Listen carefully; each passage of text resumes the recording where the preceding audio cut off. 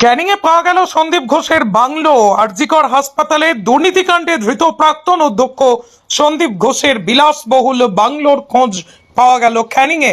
এই নিয়ে স্থানীয় বাসিন্দাদের মধ্যেই জোর চর্চা শুরু হয়েছে। সন্দীপবাবুর এই বাংলোটি ক্যানিং 2 নম্বর ব্লকের নারায়ণপুর গ্রাম পঞ্চায়েত এলাকায় অবস্থিত। বাংলোটি প্রায় 10 বিঘে জমির উপর তৈরি হয়েছে বলেই দাবি স্থানীয়দের। বাড়িটির নাম সঙ্গীতা সন্দীপ ভিলা। জানা গিয়েছে বছর 2 আগে এই বাংলোটি তৈরি করা হয়েছিল। দেখভাল করার জন্য রয়েছে একজন কেয়ারটেকারও। মাঝে মধ্যেই পরিবার নিয়ে এখানে সময় কাটাতে আসতেন সন্দীপবাবু।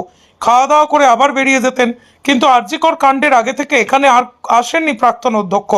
আপাতত তালাবন্ধ অবস্থায় পড়ে রয়েছে বিলাসবহুল বাংলোটি। প্রাক্তন অধ্যক্ষের গ্রেপ্তারের পর থেকেই তার নানা বিষয়কে ঘিরে কৌতূহল বেড়েছে সাধারণ মানুষের।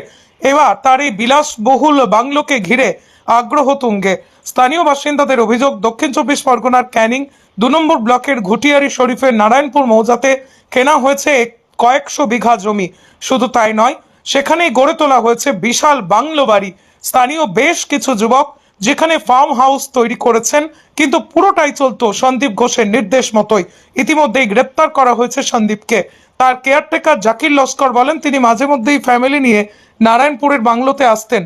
2 বছর আগে তিনি এই বাড়িটি তৈরি করেছিলেন। সারাদিন থাকতেন, খাওয়া দাওয়া করতেন, দিনের বেলা সময় কাটাতেন, তারপর বেরিয়ে যেতেন।